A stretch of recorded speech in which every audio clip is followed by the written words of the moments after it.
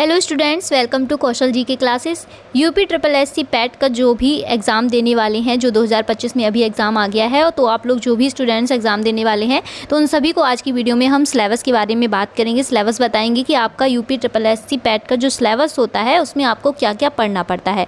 ठीक है, तो ये सारा आप सिलेबस यहाँ पर देख रहे हैं कि ये सब आपको पढ़ना पड़ेगा। ये सारा आपका जो है वो सिलेबस है। ठीक है, तो इतनी चीज़ें आपको अपने सिलेबस में पढ़नी पड़ेंगी। चलिए एक बार डिटेल से देख लेते हैं कि क्या क्या आपको पढ़ना है। यहाँ पर सबसे पहले हम बात करेंगे भारतीय इतिहास की, कि भारतीय इतिहास में आपको क्या क्या पढ़ना पड़ता है, यानी कि इंडियन हिस्ट्री जो है। और बहुत सिलेबस जो है वो बहुत ज़्यादा हाई है, सब में आपको 5-5 नंबर के क्वेश्चन आते हैं, लेकिन सब कुछ आपको पढ़ना है। ठीक है, ऐसा कुछ भी नहीं इन्होंने छोड़ा है जो आपको पढ़ना नहीं है। सब कुछ दे दिया है, हर सब्जेक्ट में कुछ भी छोड़ा नहीं है, सब कुछ आपको पढ़ना पड़ेगा। तो देख लेते हैं चलिए कि भारतीय इतिहास जो है आपका, इसमें हमें क्या क्या पढ़ना है। देखिए यहाँ पर आपको सिंधु घाटी सभ्यता के बारे में पढ़ना है, पूरा वैदिक सभ्यता, बौद्ध सभ्यता और जैन धर्म, सभी के बारे में आपको डिटेल में पढ़ना पड़ेगा। मौर्य साम्राज्य क्या होता है, गुप्त साम्राज्य के बारे में पढ़ना है, जिसमें हर्षवर्धन और राजपूत युग, सल्तनत काल, इन सभी के बारे में आपको पढ़ना है। मुगल साम्राज्य और मराठा साम्राज्य के बारे में पढ़ना है। ठीक है, यानी कि मौर्य, गुप्त, मुगल और मराठा, ये तीनों साम्राज्य, चारों साम्राज्य आपको पढ़ने पड़ेंगे। उसके बाद ब्रिटिश शासन और प्रथम स्वतंत्रता संग्राम और ब्रिटिश शासन का सामाजिक एवं आर्थिक प्रभाव। ठीक है, इसको लेकर भी हमें पढ़ना है। फिर हम भारतीय राष्ट्रीय आंदोलन के बारे में देख लेते हैं कि इंडियन नेशनल मूवमेंट, इसमें आपको क्या क्या पढ़ना पड़ेगा। देखिए, स्वतंत्रता आंदोलन का प्रारंभिक चरण, स्वदेशी और सविनय अवज्ञा आंदोलन, जो कि महात्मा गांधी और अन्य नेताओं की भूमिका उसमें पढ़नी है आपको।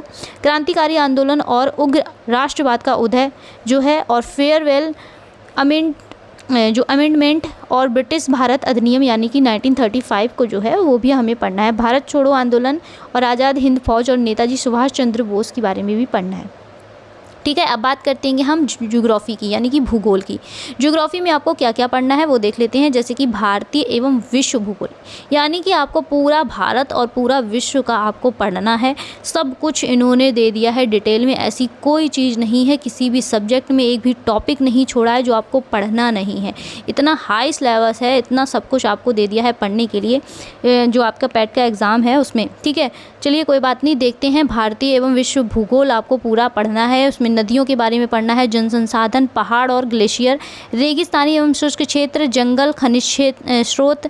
भारतीय एवं विश्व का जो राजनीतिक भूगोल है उसको भी पढ़ना है। जलवायु के बारे में पढ़ना है, समय क्षेत्र के बारे में पढ़ना है। ठीक है, उसके बाद हमें जनसांख्यिकी और प्रवासन के बारे में भी पढ़ना है।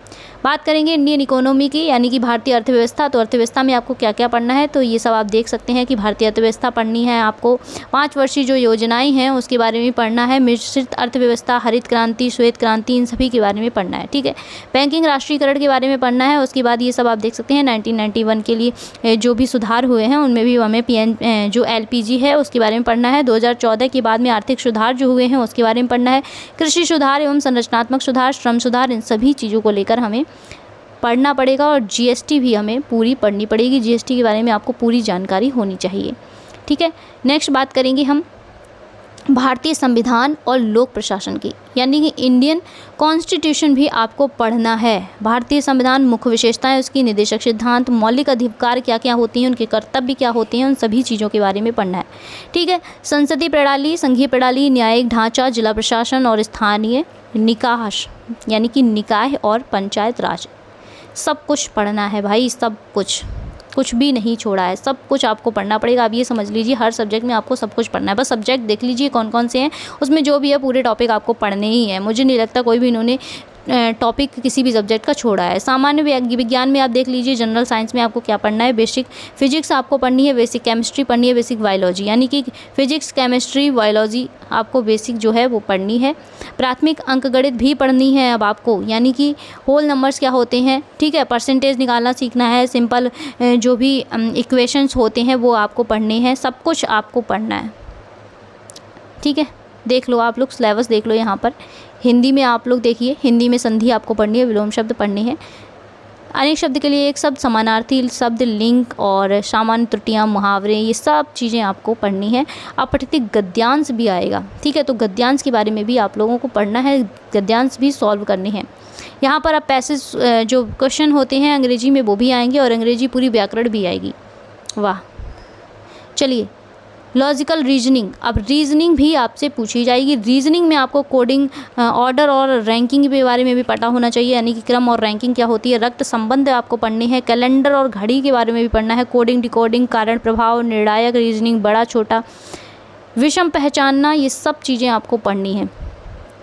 करंट अफेयर में राष्ट्रीय करंट अफेयर्स, अंतर्राष्ट्रीय करंट अफेयर दोनों पढ़नी है, ठीक है। नेशनल और इंटरनेशनल पूरा करंट आपको पढ़ना है, समझिए 5 नंबर का है और सब कुछ आपको पढ़ना है। सामान्य जागरूकता यानी कि जनरल अवेयरनेस में आपको भारत के पड़ोसी देश, देश राजधानी और मुद्राएं, भारतीय राज्य एवं केंद्र शासित प्रदेश, भारतीय संसद, राष्ट्रीय और अंतर्राष्ट्रीय महत्व, विश्व संगठन और मुख्यालय, ये सब चीज़ें, सब कुछ, अंतर्राष्ट्रीय खेल, संस्कृति, कला, अनुसंधान संस्थान, किताबें और उनके लेखक, पुरस्कार और सम्मान, सब कुछ, एवरीथिंग, ठीक है।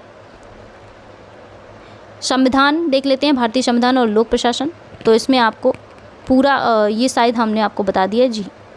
चलिए, तो ये आपको सारी चीज़ें पढ़नी है, ठीक है। ये आप सिलेबस यहाँ पर देख लीजिए, ये सब चीज़ें आपको पढ़नी है।